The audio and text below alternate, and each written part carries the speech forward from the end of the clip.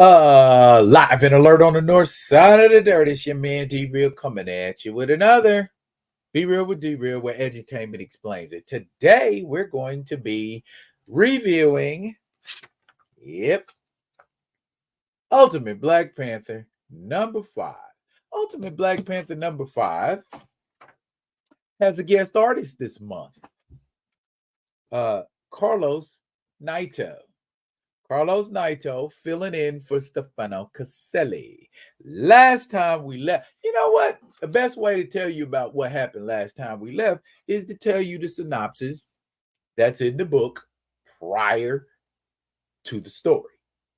So let's do that. But before we do that, let's do what we need to do so we can do what we want to do. And that is comment, like, subscribe, and share the Be Real with D-Real page so that when new material comes out, you get it.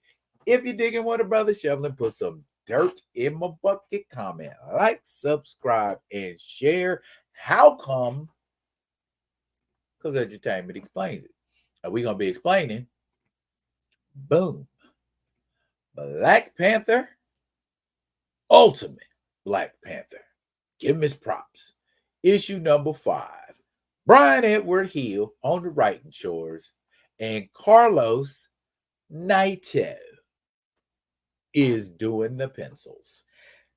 With spies leaking Wakandan secrets to Ra and Khonshu, Black Panther trusts no one except his sister Shuri, his wife Okoye, that sounds so weird, and Killmonger and Storm, 2 guerrilla fighters who rescued T'Challa from an ambush and who led him to a hidden, mysterious green ore that Ra and Khonshu seek. And you know what? That's what we're going to call it, the green ore, because it doesn't have a name.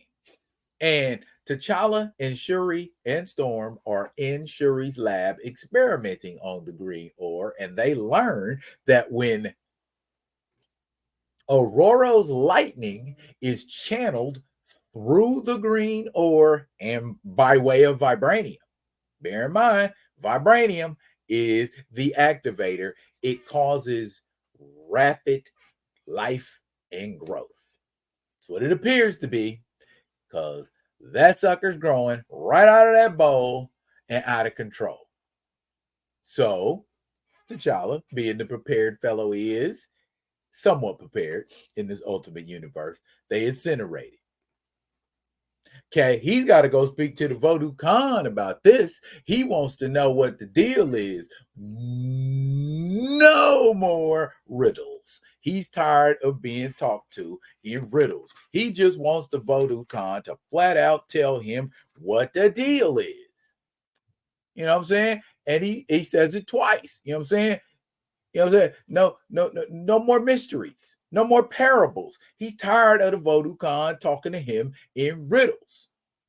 And basically they tell him, at the onset of Wakanda, 2 ores fell from the sky. It's told in epic mythological style, okay? But they are called the tiers of the gods. We know that one tier of the gods was the vibranium. The other tier, the mysterious green ore, which gives life. The Voodoo Khan tells T'Challa he's going to apply his science and his wisdom to it, and that's not going to be anything that his science and wisdom can do about it. It's going to change him, and in the midst of the change, he's going to scream. He said, I ain't going to scream. I'm T'Challa. But he said, hey, all things scream when they are being born. Oh, my. So that's where he at with it. Okay, cool. Meanwhile, Khonshu is out in the light of the moon. He's captured and apparently beat up a farmer and said to him, okay, you are going to be my tool, basically. I guess that's his little Moon Knight gear. I guess we're going to see him in that gear eventually when him and T'Challa square off. That should be interesting. But anyway, Khonshu takes possession and control of this poor farmer. and sends him straight to Shuri's lab with a Moon Knight outfit on and a sword to boot. And once again, Shuri is getting handled. She's trying real hard, but she's still getting handled. Not only is she getting handled, he's whipping out extra powers on her, and she's getting ready to get handled, but he's not really focused on her so much as he's focused on getting the green ore. And he breaks the protective glass, reaches out to touch it, but there is a timely save by Storm. And it appears that he explodes. Or does he? Because when next we see him, his corpse is laying before Khonshu and Ra, and they now have the green ore. Uh-oh. This looks like what we usually call the midway point. 5 issues in, and things are looking dire for our heroes. But it's how we want it to look so that you'll buy the book. And apparently, people are buying this book because it's red smoking hot. Okay? Ultimate Black Panther, number 5. I've got mine. Are you going to get yours? I certainly hope so, because it looks like we on the slow route for developing T'Challa into badassery realm, because it doesn't seem like he's quite there yet. He's starting to show that tactical strategic mind, but not too much else. I think Mr. Hill is saving that for towards the end. So when we say what's going on with this book, okay, if we don't like what's going on with this book, do y'all remember what you're supposed to do?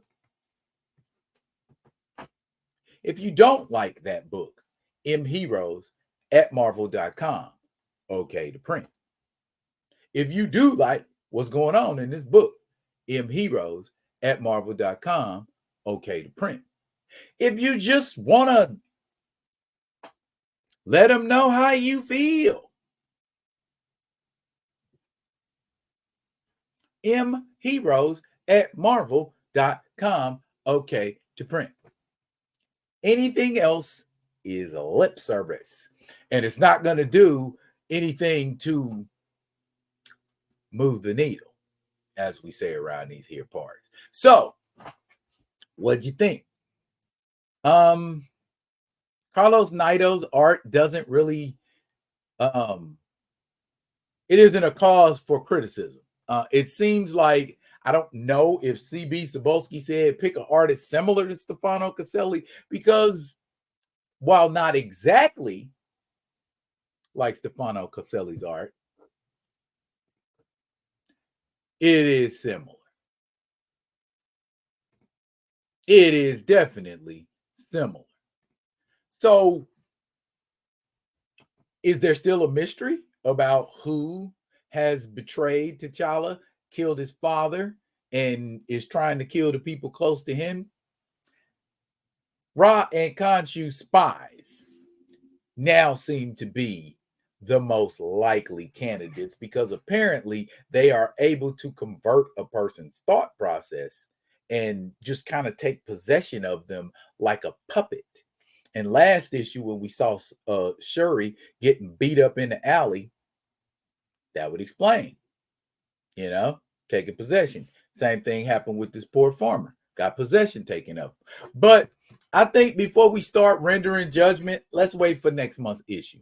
Let's wait for next month's issue and see what happens with it. If it's trash, I'll be the first one to tell you it's trash. If it's not, I'll be the first one to tell you that too. But what I'll also be the first one to tell you is that's it for now, y'all. And fret not, because I will be coming at you with another one of them other ones. And until I do, y'all be good. Be good to each other.